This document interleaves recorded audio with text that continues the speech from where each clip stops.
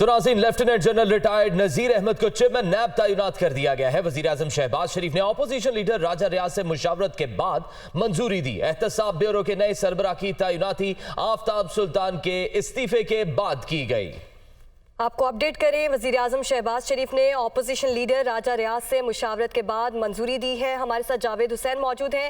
جاوید، بتائیے گا، نذیر احمد کو chairman NAB تعینات کر دیا گیا ہے، کب سے عہدے کا چارج سنبھالیں گے؟ جی بالکل، وفاقی کابینہ نے lieutenant general retired Nazir Ahmed Butt کی بطور چیئرمین نیب تقرری بذریعہ سرکولیشن سمری کی منظوری دے دی ہے، اور اس حوالے سے جو سمری ہے وزارت قانون کی جانب سے وزیر اعظم کی منظوری کے بعد یہ سمری بھجوائی گئی تھی وفاقی کابینہ کو، جو کہ سرکولیشن کے ذریعے وفاقی کابینہ سے اس کی منظوری لی گئی ہے۔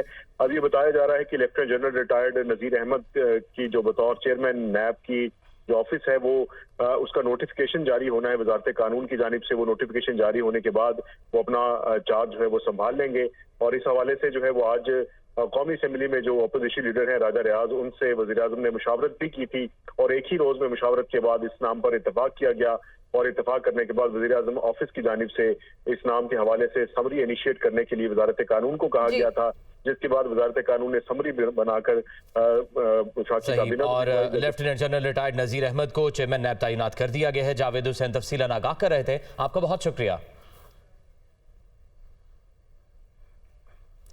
چیئرمین نیب کی تقرری کا عمل متنازع ہے، فواد چودھری کی جانب سے کہنا ہے عدالت تحریک انصاف کے ممبران کے استعفے کا نوٹیفیکیشن معطل کر چکی ہے۔ تحریک انصاف شاہ محمود قریشی کو قائد حزب اختلاف نامزد کر چکی ہے۔ نئے چیئرمین نیب کی تقرری کا عمل قانونی اعتبار سے نہیں ہوا، فواد چودھری کی جانب سے یہ کہنا ہے۔ اور عمران خان نے بات چیت کے دروازے کھول دیے ہیں، کہتے ہیں کہ پاکستان کی خاطر سب سے بات کرنے اور سمجھوتے کے لیے تیار ہوں، قاتلانہ حملہ کرنے والوں کو بھی معاف کر دیں گے۔ ویڈیو خطاب میں ان کا کہنا تھا کہ دلدل سے نکلنے کے لیے قوم اور اداروں کی حمایت یافتہ حکومت ضروری ہے۔ انتخابات صرف 2 صوبوں میں نہیں پورے ملک میں ہونے چاہیے۔ چیئرمین پی ٹی آئی نے انتخابی مہم کا اعلان کر دیا، پہلا جلسہ اگلے ہفتے ہوگا۔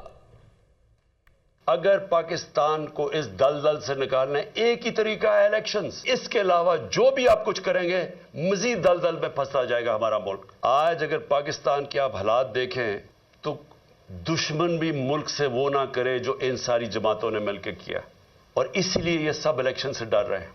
پہلے تو وہ گورنمنٹ چاہیے جس کے ساتھ پاکستان کی قوم کھڑی ہو۔ 2 صوبوں کے اندر الیکشن اب سپریم کورٹ نے کہہ دیا، اور وہ ہوں گے انشاءاللہ 30 اپریل کو۔ امید یہ رکھ رہا تھا کہ اتنی ان میں عقل آ جائے گی کہ بجائے 60% پاکستان میں الیکشن ہو، جنرل الیکشن کر دیں۔ تو پہلا قدم تو یہ ہے کہ الیکشنز کروا کے ایک گورنمنٹ آئے پبلک کا مینڈیٹ لے کے، جو 5 سال کے لیے آئے، عوام اس کے اوپر اعتماد رکھے کہ یہ مسئلے حل کرے گی۔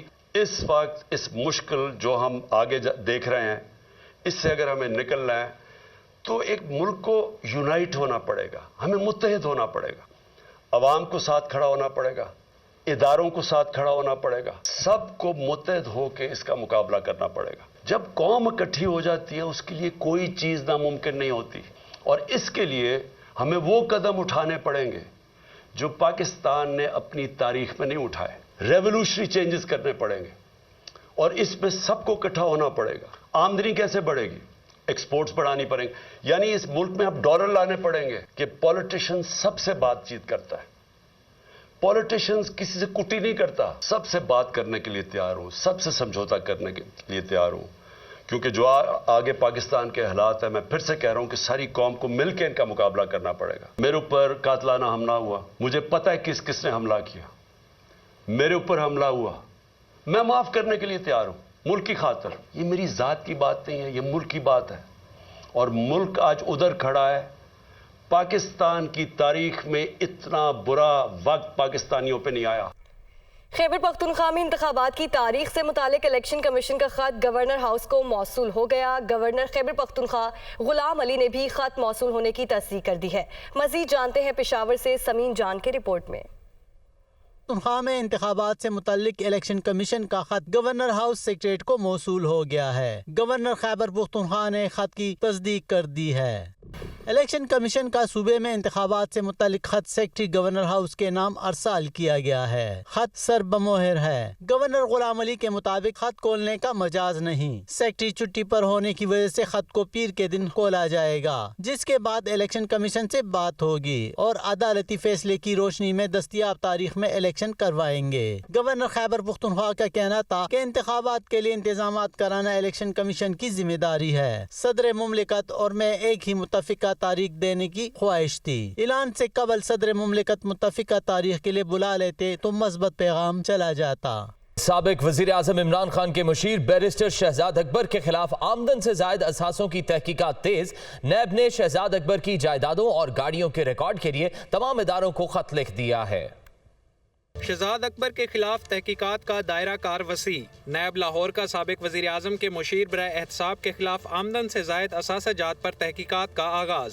असासा जात और जायदादों का रिकॉर्ड तलब। नैब लाहौर ने 6 मार्च तक शहजाद अकबर और उनके अहले खाना के नाम पर जायदादों का रिकॉर्ड तलब किया है। नैब लाहौर की जानिब से सूबा भर की डेवलपमेंट अथॉरिटीज को मिर्जा शहजाद अकबर के हवाले से तफसीलात फराहम करने की हिदायत की गई है। दूसरी जानिब नैब रावलपिंडी भी शहजाद अकबर के खिलाफ बरतानिया से रिकवर की गई रकूम पाकिस्तान लाने में बेज़ाब्तगी के इल्जाम पर अलग इंक्वायरी कर रहा है। साबिक वज़ीर ख़ज़ाना मिफ्ता इस्माइल ने कहा है कि मौशी बहरान आज का नहीं है, ये 75 साल की गलतियों का नतीजा है। निज़ाम को तब्दील करना होगा। मिफ्ता इस्माइल कराची में तकरीब से खिताब कर रहे थे। पाकिस्तान में 75 साल से जो हम गलतियां कर रहे हैं उसकी वजह से आज यहाँ पे हैं हम। तो ये बात हमको याद रखनी है कि ये आज की गलती नहीं है। वफाक जो है वो टैक्स जमा करती है और गंदा होती है। सूबों को आप फ्री में पैसे दे देते हैं, कोई कंडीशन अटैच नहीं होती है। खर्चे बढ़ रहे हैं, 6 गुना खर्चे बढ़ गए हैं सूबों के 2010 से। 500% इनकी पेरोल बढ़ गया है। 75 साल के बाद हमने इस कौम को भूख से आज़ाद नहीं किया, इस कौम को प्यास से आज़ाद नहीं किया, इस कौम को जहालत से आज़ाद नहीं किया। तो आज जो इकोनॉमिक क्राइसिस है ना, वो तो हमारा क्राइसिस है। तो ये पाकिस्तान के 10% लोगों का क्राइसिस है। पहली मरतबा आप लोग भी गरीब हुए तो ज़रा आप लोगों को पेट में दर्द होने लगा है। वो इकोनॉमिक पॉलिसी ऐसी इस पाकिस्तान में नहीं है कि जिसके तहत हम पाकिस्तान को अच्छा कर सकते हैं अगर हम पाकिस्तान में तालीम ना दें। तो हमने सब कुछ सभी देख लिए, माशाल्लाह भी आपने देख लिए, आपने हाइब्रिड भी देख लिया, हाइब्रिड लाइट भी देख लिया, जरदारी साहब को भी देख लिया, खान साहब को भी देख लिया, नवाज शरीफ को भी देख लिया।